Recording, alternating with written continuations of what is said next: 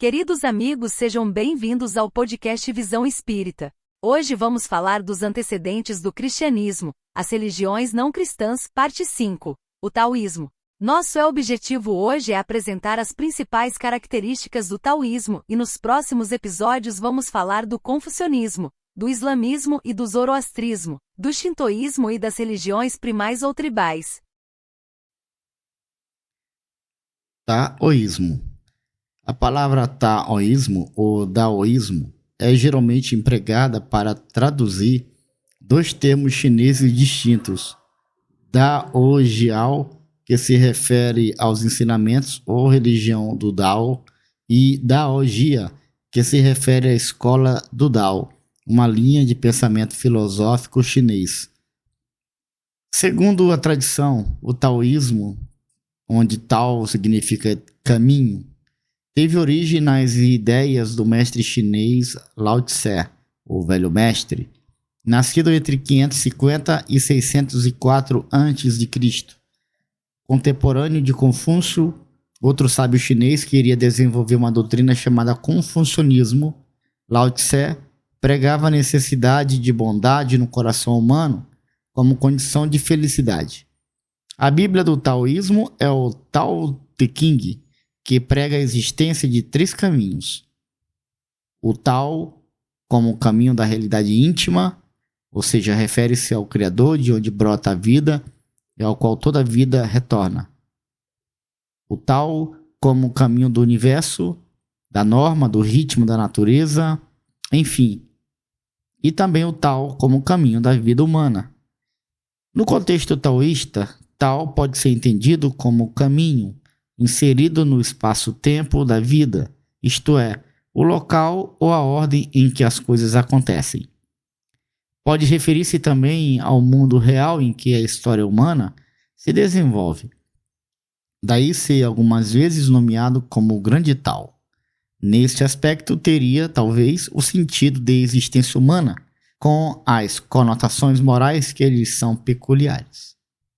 O taoísmo é um sistema filosófico de crenças politeístas em que se procura unir elementos místicos do culto dos antepassados com rituais do exorcismo, alquimia e magia. Entretanto, antes de Lao Tse, outros missionários enviados ao planeta por Jesus lançaram as bases da organização religiosa da civilização chinesa. No livro A Caminho da Luz, psicografia de Francisco Cândido Xavier e o Espírito de Emmanuel, este renomado espírito fala que as raças adâmicas ainda não haviam chegado ao orbe terrestre e entre aqueles povos já se ouviu grandes ensinamentos do plano espiritual, de sumo interesse para a direção e solução de todos os problemas da vida. Diz Emmanuel que a história não vos fala de outros antes do grande Forrai, que foi o compilador de suas ciências religiosas nos seus trigramas duplos, que passaram do pretérito remotíssimo aos estudos posteriores. Forrai, segundo Emmanuel, refere-se no seu I Ching aos grandes sábios que o antecederam no penoso caminho das aquisições de conhecimento espiritual. Seus símbolos representam os característicos de uma ciência altamente evolutiva, revelando ensinamentos de grande pureza e da mais avançada metafísica. Em seguida, esse grande missionário do povo chinês, o Divino Mestre envia-lhe a palavra de Confúcio, ou Kong Fo Tse, 5 séculos antes da sua vinda, preparando os caminhos do Evangelho no mundo, tal como procedera com a Grécia, Roma e outros centros adiantados do planeta, enviando-lhes elevados espíritos da ciência, da religião e da filosofia. Lao Tse foi um elevado mensageiro do Senhor para os povos da raça amarela. Suas lições estão cheias de perfume e de requintada sabedoria moral. No Kang Ying, Lao Tse oferece inúmeras lições, como esta, abre aspas, o Senhor dos céus é bom e generoso, e o homem sábio é um pouco de suas manifestações. Na estrada da inspiração, Eles caminham juntos e o sábio lhe recebe as ideias que enche a vida de alegria e de bens. Fecha aspas. Como um dos porta-vozes de Jesus, desenvolveu uma filosofia religiosa avançada e superior, preparando o caminho do Senhor que 6 séculos depois iria trazer o seu evangelho à humanidade. À medida em que o taoísmo se espalhou pela população da China, seus ensinamentos se misturaram a algumas crenças pré-existentes, como a teoria dos 5 elementos, a alquimia e o culto aos ancestrais. Os seus sacerdotes trabalhavam com feitiços e poções com a finalidade de obter maior longevidade. Algumas ideias taoístas foram também absorvidas pelo confucionismo e pelo budismo. Muitas práticas da antiga medicina tradicional chinesa foram enraizadas no pensamento taoísta. A medicina chinesa moderna, assim como as artes marciais chinesas, se fundamentam em conceitos taoístas, como o Tao, o Qi e o equilíbrio entre o Yin e o Yang. O taoísmo forma um corpo de doutrina que tem origens nas seguintes fontes primordiais: máximas morais e orientações do Imperador Amarelo, ou Huangdi. Trata-se de um dos 5 imperadores chineses, reis lendários sábios e moralmente perfeitos, que teriam governado a China.